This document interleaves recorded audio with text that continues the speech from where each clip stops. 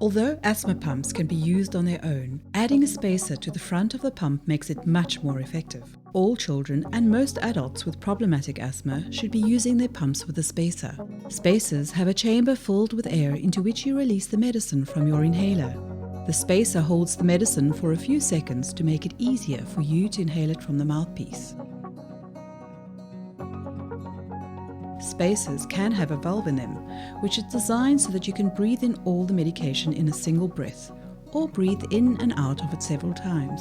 Using a spacer with a single breath technique is probably the most effective way of using an asthma pump. First, assemble your spacer if required.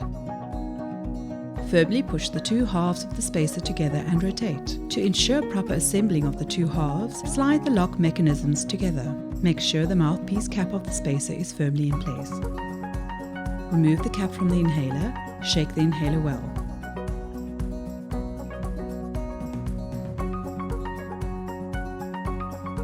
Step 1. Insert the mouthpiece of the inhaler firmly into the spacer. Remove the cap from the spacer.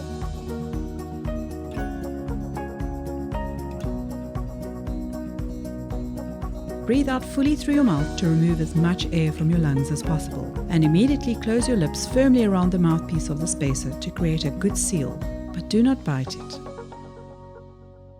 Step 2.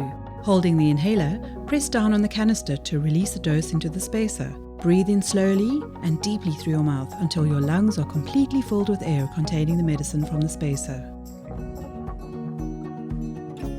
Step 3. Remove the spacer from your mouth and hold your breath for 10 seconds, or for as long as is comfortable. Breathe out slowly, preferably through the nose. If a second dose is required, wait for a minute and repeat. Let's see steps 1 to 3 one more time.